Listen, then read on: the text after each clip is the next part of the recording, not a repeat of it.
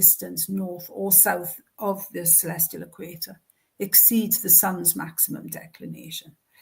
So when planets are out of bounds, they have a kind of off the scaleness about them. They are completely non-conformist, and they are not, they're not going to act according to plan. In effect, they go their own way, they do their own thing, and it can be my way or the highway. So there's a rogue element, actually, very much a dangerous rogue element present in the chart of Israel, in my opinion. What we also see, as I said, is Mercury in this chart of Israel is out of bounds. And Mercury is in Gemini. So we're talking here about a highly intelligent nation. I mean, it is the magician aspect in many ways, Mercury in Gemini.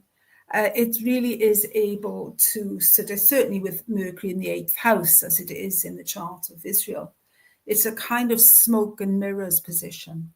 It's very canny, you know, it's able to obscure the reality of things, you know, while you're looking at A and focused on A, you know, like how the magician works, right? It shows you one thing, but the other hand, while you're focused at that, something else is taking place. So there's a real cleverness there. We also know that Israel is far ahead in terms of tech warfare. It's military intelligence. It's incredible. The Mossad is the second largest spionage agency in the Western world after the CIA. And the mission statement of the Mossad, it's coming from the Bible, from Proverbs. For want of strategy, an army falls, but victory comes with much planning. So let's look at Mars, because Mars rules the ascendant if you're working with the Scorpio ascendant, and it rules the 6th house if you're just, you know, it's just the ruler of the 6th house, which, as I said, relates, among other things, of course, the health of the nation is also 6th house. Also, you know, slaves, servants in general. So Mars rules the 6th house, the army, and it's in Leo, conjunct Regulus. But this is a daytime chart, and so Mars is out of sect. So we could see here that, you know, the energy is in some way frustrated, and it's going to be difficult to integrate. And in my view, you know, planets that are out of sect, they don't always bring satisfaction. They kind of disappoint in a way. And Mars is a malefic as well. So what we see, of course, thinking of Robson's idea of, you know, success if revenge can be avoided, is that Israel's use of force is perceived as being harsh and revengeful, is harsh and revengeful. And therefore, if we look at it from a broader perspective, we could say this activity or this way of being in the world is not really beneficial to the nation or to soul growth or to peaceful relationships with your neighbors or to ever having a peaceful life in a way. You're doomed to just, keep doing the same thing. That's what it feels like. If we look at the history of the country since 1948, it seems to be this perpetual Mars. And what I think is very striking at the moment is that Saturn, which is the planet traditionally associated with the Jewish people, is moving from Pisces, which in some respects we can see as relating to victimhood, to Aries, which is very much the perpetrator.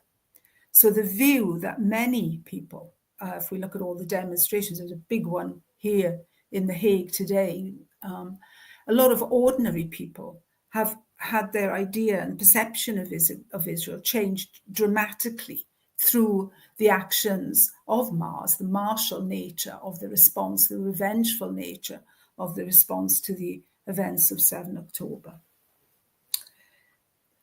So to continue, this is now the inner wheel here is the chart of Israel, and the outer wheel is the secondary progress chart for Israel.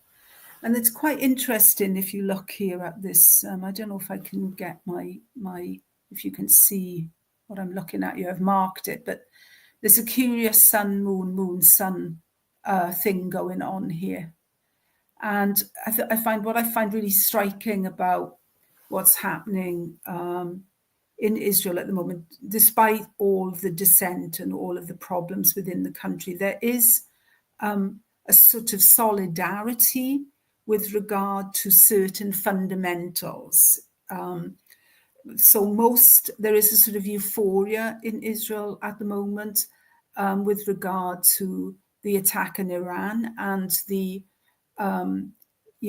sort of destruction of what is perceived to be Iran's nuclear capabilities. So even though there's a divide in the country between, shall we say, the religious element, the fundamentalists in a way, Jewish, like the Haredi Jews and the Hasidic Jews and people like that, who are also quite big in the government now, or their voice is big in the government, and the more secular side. So there's a split going on there in many ways. But in this particular issue, where it comes to the way to deal with your enemies, which is 7th house, there is a fundamental accord. People and leadership are one. And that is graphically and visually to be seen in the positions of the progressed planets with regard to the natal chart. So there's a huge consensus, and also with regard to what's going to be the future of Gaza, there is more consensus than I feel comfortable with, really. But what we also see here is where this little area here of 12th house, that Mars, remember ruling the army here, is coming into this Neptune area of the chart here. A few years, that will be exact there. And at the same time, in the few years to come, the sun, the Pluto's at 12, the sun here is at 7. So like in 5 years, sun is going to be coming in between Saturn and Pluto here. So that's, if you look at this as a fixed sign and the sun in Leo, then there's a certain direction that the country is moving in, which feels highly authoritarian in a way. It's almost like less diplomacy, more authoritarianism. That's what I see here. And I think also this Mars business that's going on here, which is, it's going to be a bit before this sun with Pluto. Mars getting caught up with Neptune, it's a sort of, to me, Neptune always feels a bit like you want to get bogged down, you want to get involved in things, where there's no clear end game. You're going to get sucked in, you're going to get drawn in. It's got an addictive quality as well. How do you get out of that? It feels to me, it feels like this situation in the Middle East is not played out by a long shot, not by a long shot. So this idea that Israel, to my mind, and this is which is very small here because I can't enlarge my screen, but you can see on the outer wheel here is just this preemptive strike on Iran, which has been called rising lion. And again, you can see the line up here, the moon in that chart is completely aligned with the sun in the radix and the progressive secondary progressed moon. Jupiter secondary progressed is close still to radix Venus. So there's a sort of definite feel, as far as I'm concerned, is that Israel is stuck in a cycle of what George Orwell in 1984 referred to as a state of perpetual war. And, following Orwell's idea of what this is about, it means, incite fear in your citizens. Keep power, sun, remember here, going up into this area of the chart now in between Saturn and Pluto. Keep power in the hands of an elite group, whether that be military, political, or religious. And indeed, as secondary progressed sun comes into conjunction with the fixed planets in that 10th house, there will be, I think, a move towards a much more authoritarian state. And that was already on the cards before the 7th of October attacks, by the way. There was already a promise to expand the settlements in the West Bank, etc. So yeah, this is the moment that Netanyahu was sworn in. As I said, this was less than a year before the 7 October attacks. And it's interesting, isn't it, when you look here, Jupiter and Aries here. And, you know, we know what's been going on over this ascendant over the last years. And it's almost like, you know, Netanyahu's reign as prime minister is very dependent on maintaining this struggle with the outside world. I also think it's interesting to briefly look at the relationship between Israel and the US, because, you know, the big question, I think, at least if you listen to the news, I think the big question is, will America now get involved? I mean, it's very difficult with Trump in the White House, actually, to know, you know, where the truth lies. You know, his action. Trump has this ability to rivet attention on him. You know, the media love him in a way. You know, we're all interested in him, everything he does. You know, he's a big news story, and you know, it's kind of smoke and mirrors, really, or a hall of mirrors. It's very Neptunian, but he's a very canny character, Trump. So, you know, I've listened to quite a lot of experts talking about whether Donald Trump actually was in the know, and whether the whole talk of the discussions between Trump and Iran over their nuclear development program, whether that was just one big smokescreen to give Israel this sort of surprise attack, you know. But it's very difficult for us as citizens to really find out the truth of things, because yeah, we are in a world, I think, where, you know, reality is very much obscured, and, you know, it's very difficult to know where the truth lies. But what we certainly see between these two countries, certainly where military matters are concerned, is that they are very much, you know, on the same page, you could say.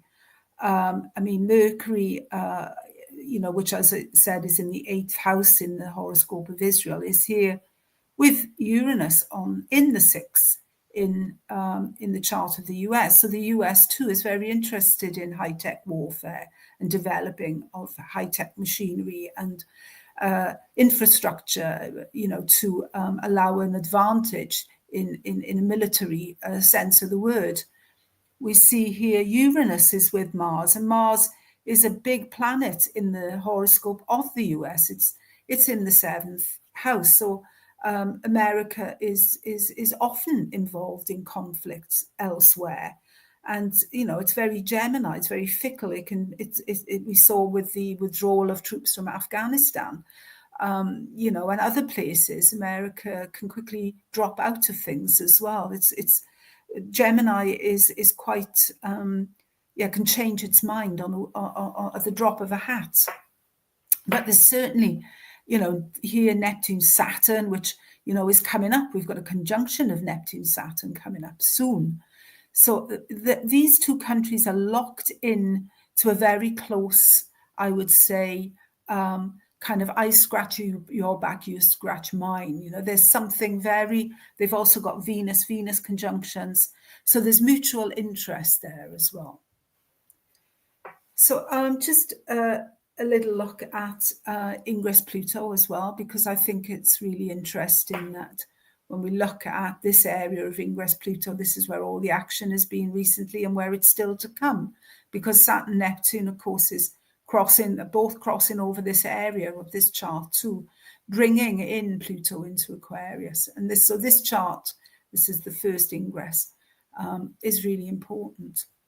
So keeping that Aquarius ingress in mind, I just want to remind you of something else that was coming through with Pluto in Aquarius, which is something that I'm drawn to a lot at the moment. Because if we think of, you know, this upcoming Saturn-Neptune conjunction in Aries, then we could say the whole of our attention, is focused on this Aries energy, the war as spectacle.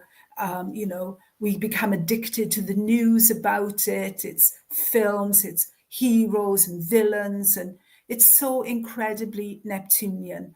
And it's very difficult for us as individuals, really, to cope with the enormity of it. And also you can have that feeling of you can't do anything, really. So what I found interesting with the last time Pluto was in Aquarius was that we see the movement, something else stirring in our psyche, in the human psyche. It's the beginning of Romanticism. So we get like William Blake, who was an anarchist. William Blake is seen as an anarchist. We see things like Songs of Innocence and Experience, which is showing the two contrary states of the human soul. We have things like William Wordsworth and Samuel Coleridge, and this whole idea of a movement away from, shall we say, technology and away from industrialization, which was kicking off then, and a movement towards a simpler life, a quieter life, a life centered around things that we have more control over, stepping back, if you like, not getting sucked in to the Saturn-Neptune fiasco or the drama of this film, which I think is going to play out in front of us with Saturn and Neptune in, let's face it, the most warmongering of signs can be Aries. So what is the fundament of Romanticism? It's the idea that feelings and intuition and imagination, very Neptunian, it's valued more than logic or scientific thinking. This idea as nature as being sacred, we need to protect it. I mean, all of this warfare and all of this bombing and all of this killing, it takes us away from the beauty that our world has. The individual and the sublime, the experience of our own personal experience and our sense of awe and terror, not in the face of war, but in the face of that other Neptunian thing, which is our place in the cosmos, which is so vast and unknowable. And Aries, we can see that component coming through in a sense of rebellion and freedom and not getting sucked in. It's being the outsider, the rebel. And also, I think that's something I'm sort of myself being drawn to at the moment, looking at medieval maps. I've just bought a book about life in a medieval village, like return to community and to things that are more within my sphere of influence, if you like. And I'd like to end with this slide from how this is from The Gods of Change, from the late great Howard Susport. And with regard to archetypes and planetary energies of the outer planets, he's talking about the outer planets, by the way, because all of the outers now are shifting. Signs, they're moving from earth and water to fire and air, which can, as we know, fan an almighty blaze, that combination. So for ourselves personally, I think the questions of what is trying to material right now, what archetype is trying to manifest itself, what is the next step humanity needs to take, and what do we need to do, and what can we do, maybe more to the point right now, to make our world a better place, I would say. So, Fernando, that was my little contribution to your great event you're organising this weekend. That's most wonderful. Thank you very much. And I really appreciate it now, your take on Neptune and Aries, because most of the time, since the traditional astrologers do not use Neptune, the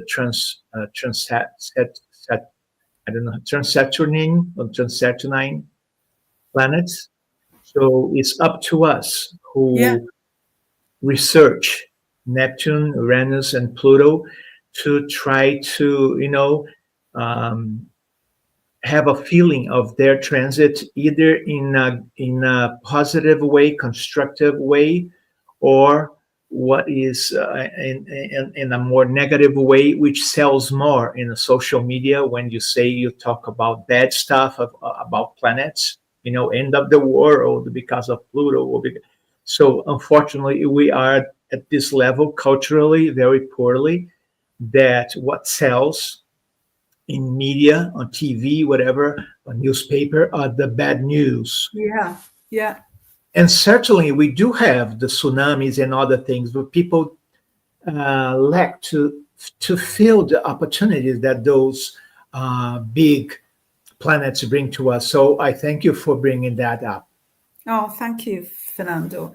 Yeah, it's just like I said, it's ideas that I'm playing with, and I just think I'm sort of recognize how addictive, and that's like Neptune, right? Saturn, Neptune in Aries.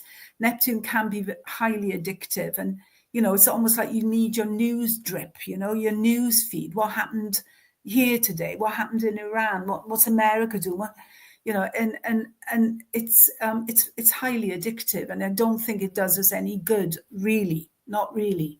But it's very difficult to step away from all of that. What's the word? Yeah, it's got a certain allure to it, and it's very Neptunian. It's a wall of mirrors. I don't know, a hall of mirrors. Yeah. And also it brings the sublime. It brings the that feelings that goes beyond matter, goes beyond death. But people are not attuned to that, because the five senses, the Mercury five, Taurus, Earth, Mercury, just are connected to the five senses, to whatever we can put our eyes on. And my deep hope is that silently Neptune is going to go over some areas archetype, like the military in the world, the war, the warriors, and show the difference of being aggressive from being assertive, from being like the starters of wars, to be more like protective in a sense of to be in defense in the background. That's what I hope. Yeah. I mean, look, hope springs eternal, Fernando. You can only hope when Pandora opened the box, that was the one thing that didn't fly out, right, was hope. So we have to keep hope, right? It's true. Yeah. And besides, we are more aware of the power of our minds and souls and spirits to, for those who pray or do meditation or believe in, whatever positive affirmation, or to put in our energy, our soul energy, to work in our minds, to soothe reality. Because some people say, oh, this is magic. It's not magic, it's just invisible. Is the kingdom of Neptune. It's silent, it's nonverbal, and is invisible. So all those infrared and ultra, I forgot this, the spectrum, the light spectrum, infrared and ultraviolet. I don't know how to call those.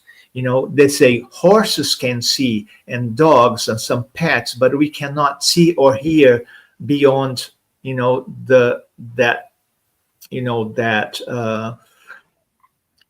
very limited. There's more than we are able, and more than we are. Yeah. So I think Neptune might help us to touch into that.